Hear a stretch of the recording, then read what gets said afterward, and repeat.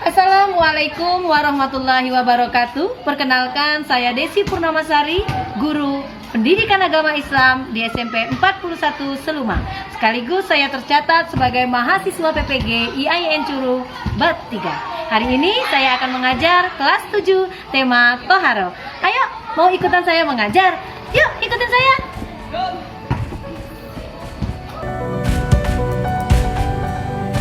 Selamat pagi anak-anak. SMP Negeri 41 Seluma terletak di Desa Kuti Agung, Kecamatan Sukaraja. Merupakan salah satu desa terpencil di Kabupaten Seluma. Menjadi guru di sini membuat saya menemukan hal-hal baru yang tidak saya temukan di tempat lain. Saya bisa menghirup udara yang segar, anak-anak yang masih natural, masyarakat yang masih tahu adat istiadat. Untuk sampai ke sini, saya harus menempuh perjalanan lebih kurang 27 km dari kediaman saya. Melihat hewan-hewan ternak yang masih bebas berkeliaran, sungai yang mengalir deras, membuat diri ini semakin semangat mengajar. Wah, di atas sepertinya sudah tampak tuh sekolah saya. Hari ini saya akan mengajar dengan model pembelajaran contextual teaching and learning dan metode mencatat mind mapping. Contextual teaching and learning atau biasa dikenal dengan CTL adalah suatu strategi pembelajaran yang menekankan pada proses keterlibatan siswa secara penuh untuk menemukan materi yang dipelajari dan menghubungkan dengan situasi kehidupan yang nyata. Umumnya, peserta didik masih mencatat secara tradisional. Mind mapping adalah teknik meringkas bahan yang akan dipelajari dan memproyeksi masalah yang dihadapi ke dalam bentuk peta atau teknik grafis sehingga lebih mudah memahami. Kita mulai yuk pembelajaran hari ini.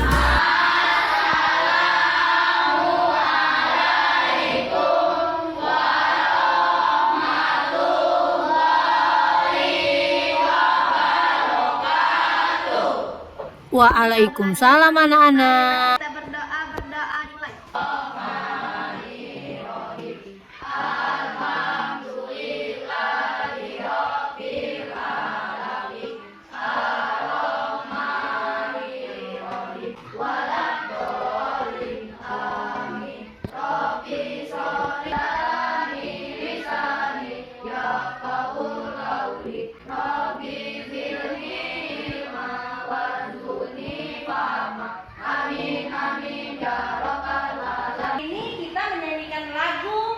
Nasional Garuda Pancasila, ya.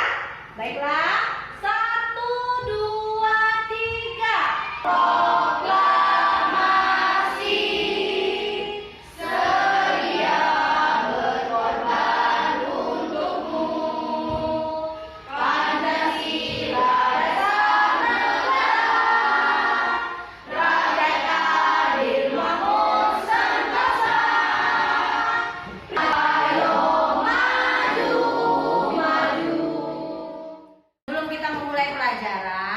Kita mendengarkan dulu bacaan ayat suci Al-Quran. Hari ini siapa yang giliran membaca ayat suci Al-Quran? Oh, Sahara ya. Sahara membacakan ayat suci Al-Quran yang berhubungan tentang kebersihan. Terdapat di dalam surat Al-Maidah ayat 6. Ayo Sahara buka surat Al-Maidah ayat 6 dan silakan membacakan ayat itu. Sahara silakan. Bismillahirrahmanirrahim. Ya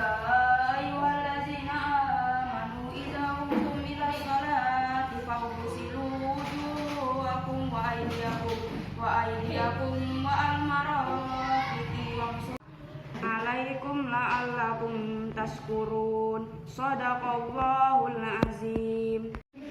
Shadaqallahul azim. Terima kasih Sarah sudah membantu untuk membacakan ayat suci Al-Quran hari ini. Besok yang gilirannya untuk membaca Al-Quran, silakan ya siap-siap dilatih dibaca setiap hari di rumah.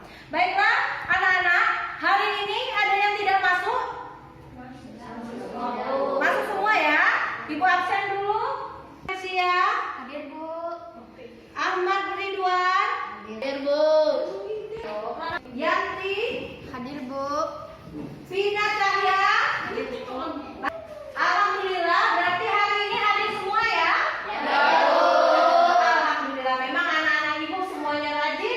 semua. Nanti kalau seandainya ada yang sakit atau ada yang izin, jangan lupa kirim surat. Baiklah anak, kemarin kita sudah mempelajari tentang jujur, amanah, dan istiqomah. Ada yang masih ingat arti jujur, amanah, istiqomah itu apa? Jujur adalah kesesuaian sikap antara perkataan dan perbuatan. Istiqomah sikap kukuh pada pendirian seseorang dalam melakukan satu kebaikan. Amanah artinya dapat dipercaya. Berarti Pika masih ingat ya pengertian jujur, amanah, istiqomah. Jujur adalah perkataan kita dengan faktanya itu sama. Jadi apa yang kita katakan dengan apa yang kita lakukan itu sama. Kalau amanah itu artinya dapat dipercaya. Kalau istiqomah yaitu teguh pendirian dalam melakukan sesuatu. Nah, di sini ada yang masih ingat apa contoh dari amanah? Saya Bu, Nah, yuk coba Sri. adanya kita meminjam barang teman kita memberikan dengan keadaan baik dan tidak rusak. Oh, berarti contohnya Sri bilang teman kita yang meminjam barang, kemudian dikembalikan dalam keadaan utuh, tidak rusak, tidak ada yang kurang, maka itu artinya kita amanah. Dan tapi kalau seandainya kita mengembalikan barang itu sudah ada yang rusak, sudah ada yang patah, maka berarti kita bukanlah orang yang amanah. Baiklah anak-anak, hari ini kita akan mempelajari tentang toharoh. Dasar dari pelajaran kita hari ini adalah memahami ketentuan bersuci dari hadas besar. Tujuan pembelajaran kita pada hari ini adalah siswa dapat membedakan tata cara bersuci dari hadas kecil dan hadas besar berdasarkan syariat Islam, menerangkan tata cara bersuci dari hadas besar dan hadas kecil. Jadi nanti Ibu akan jelaskan apa itu hadas besar dan apa itu hadas kecil. Jadi 3 macam. Ada najis muhopapa, ada najis muholazo, ada najis mutawasito. Najis muhopapa adalah contohnya air kencing bayi laki-laki yang belum makan atau minum apapun kecuali air susu ibunya. Najis muhopapa, najis mutawasito, dan najis muholazo. Apa yang membedakannya? Yang membedakannya adalah membersihkan najis tersebut. Berarti kalau kita pipis sama kita BAB itu masuknya ke dalam hadas. Kita tahu kan bagaimana cara berwudu? Tahu. Nah, biar kita tambah semangat, ayo kita bernyanyi lagu tentang tata cara berwudu. Siap? Siap. Ayo semuanya berdiri. Ayo kita mulai ya. 1, 2, 3. Baca basmalah sambil cuci tangan, basuh muka, tangan sampai ke siku, kepala dan telinga, terakhir cuci kaki lalu. Ada yang masih ingat doa berwudu? Masih. Yang masih ingat ya, harus ingat doa setelah berwudu. 1, 2, 3. Asyhadu an la ilaha asyhadu anna Muhammadar Rasulullah. Allahumma inna waj'alni minal mutatahhirin. Agar lebih jelasnya bagaimana tata cara berwudu, Ibu akan menampilkan video tata cara berwudu sesuai yang dicontohkan oleh Rasulullah. Kita tonton bersama-sama ya videonya. Pertama, membaca bismillah sambil mencuci kedua telapak tangan sebanyak 3 kali. Setelah itu berkumur sebanyak 3 kali. Dan setelah itu menghirup air ke dalam hidung, lalu mengeluarkannya. Dilakukan sebanyak 3 kali. Membaca niat. Nawaitul wudu'a li raf'il hadatsil asghari fardhan lillahi ta'ala. Saat membaca niat, bersama-sama dengan membasuh wajah dan meratakan air ke wajah dilakukan sebanyak 3 kali. Selanjutnya, membasuh tangan kanan sampai siku sebanyak 3 kali, dilanjutkan tangan kiri sampai siku sebanyak 3 kali. Setelah itu mengusap kepala sebanyak 3 kali. Dilanjutkan mengusap telinga sebanyak 3 kali.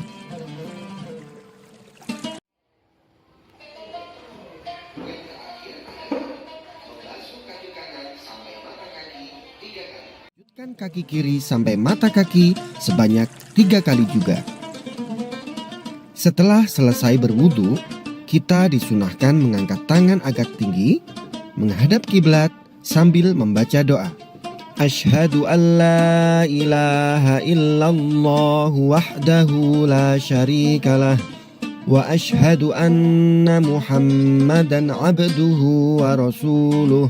Allahumma ij'alni minat tawwabin waj'alni minal mutatahhirin waj'alni min ibadikas salihin. Amin. Tadi kan kita sudah nonton ya tata cara berwudu. Sudah kan? Sudah. Berarti sudah paham? Sudah. Nah, sekarang kita praktekkan bagaimana cara kita berwudu yang baik dan benar. Ayo, let's go. Kita keluar kelas. Let's go. Let's go.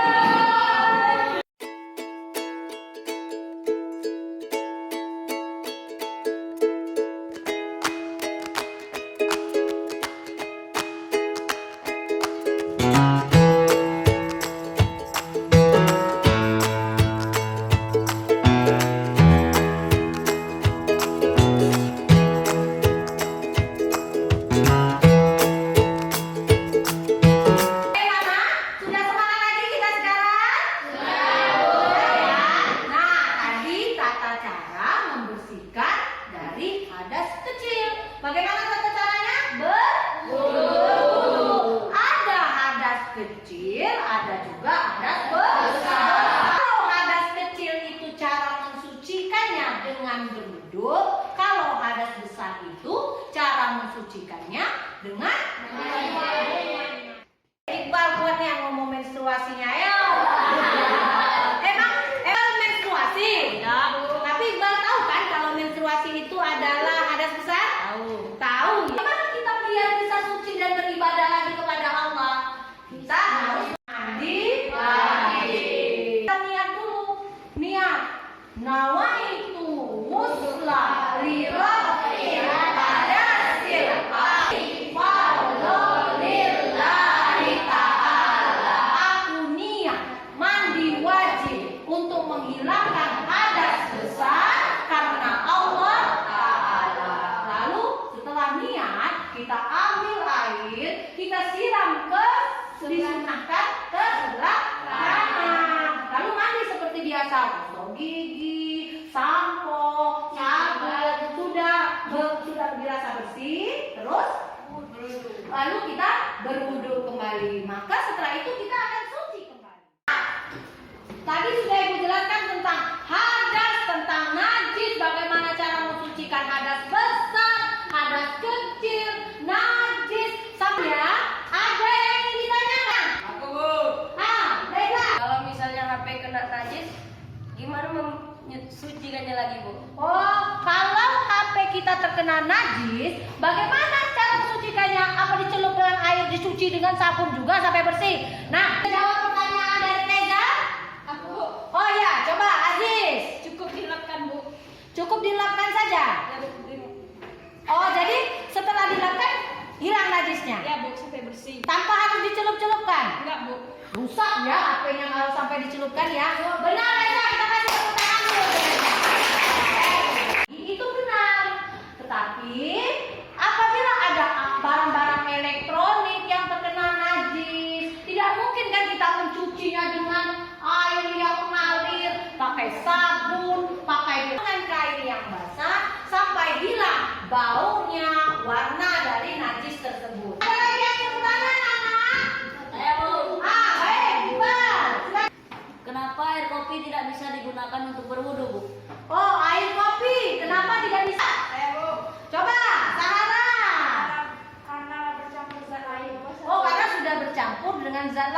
Lah iya, memang air kopi itu kan halal untuk kita minum ya, suci, bersih, tapi tidak bisa digunakan untuk berwudu. Mengapa? Karena air kopi itu sudah bercampur gula, sudah bercampur dengan zat lain, maka sudah tidak halal lagi untuk digunakan atau sudah tidak suci lagi untuk digunakan berwudu. Airnya suci, tetapi tidak mensucikan. Sekarang ayo kita bagi kelompok dulu, Kak. Kita dibagi kelompok ya. Berarti ini kelompok 1, kelompok 2, kelompok 3 ya. Ibu akan membagikan LKPD ini ke kelompok 1, kelompok 2, kelompok 3. Kalian kerjakan. Selanjutnya, kalian nanti juga membuat ringkasan dengan menggunakan teknik mind mapping. Seperti yang sudah Ibu ajarkan ya. Jadi kalian buat ringkasan itu menggunakan teknik mind mapping. Di sini ya, paham ya? Ini Ibu bagikan LKPD-nya, silakan dikerjakan. Ini kelompok 1, kelompok 2, kelompok 3. Kelompok 1 akan membahas tentang macam-macam hadas besar dan cara mensucikannya. Hadas kecil dibahas oleh kelompok 2. Bagaimana cara mensucikan hadas kecil? Muholasoh, mutawasitoh dijelaskan oleh kelompok 3 ya. Paham ya? Peserta didik dibentuk dalam beberapa kelompok untuk mempraktekkan, mendiskusikan, mengumpulkan informasi, mempresentasikan ulang, dan saling bertukar informasi tentang materi yang sudah dijelaskan. Guru telah membagikan kepada peserta didik LKPD dan nanti mereka akan membuat ringkasan dengan menggunakan teknik mind mapping.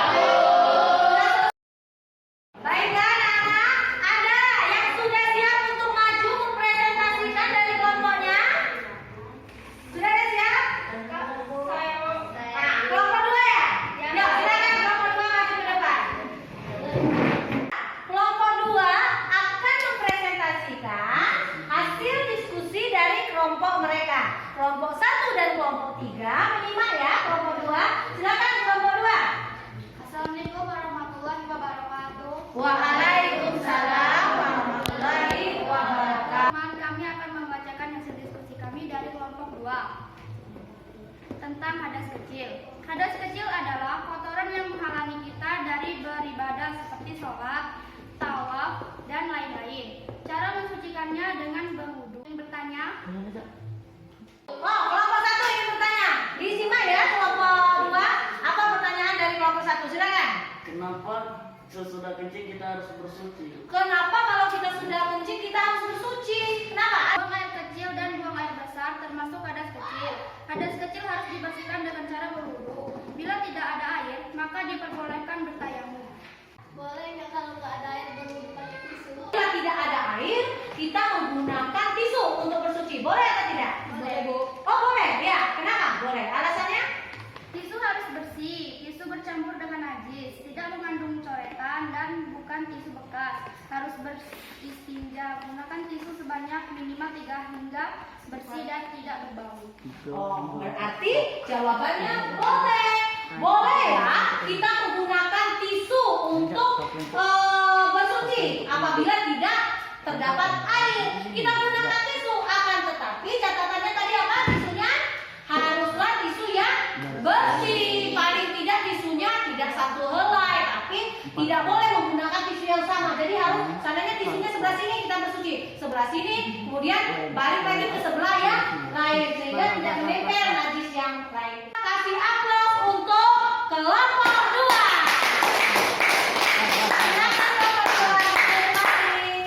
Tadi Ibu suruh meringkas menggunakan teknik mind mapping. Sudah mind mapping sudah? Sudah kelompok 3?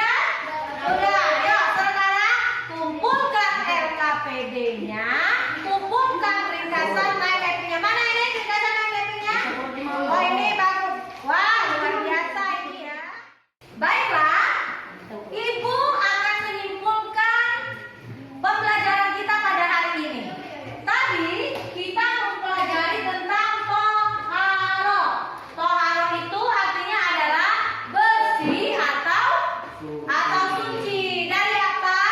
Dari hadas dan juga najis. Hadas dibagi menjadi berapa? Ada hadas kecil, hadas besar. Bagaimana cara mensucikannya? Mandi wajib. Hadas kecil bagaimana cara mensucikannya? Berwudu atau tayamum. Kalau najis dibagi menjadi berapa? 3. Ada najis mukolazo, ada najis mutahhir. Aman-aman Ibu? Ya, jangan lupa besok kerjakan halaman 183 tentang toharo. 183 ya? Paham? Sekarang Ibu ucapkan terima kasih banyak. Nanti istirahat gak usah keluar-keluar kemana-mana ya. Gak usah mainnya jauh-jauh ya. Kalau sudah lonceng masuk, maka cepat masuk lagi ke kelas, oke? Oke. Terima kasih banyak. Assalamualaikum warahmatullahi wabarakatuh.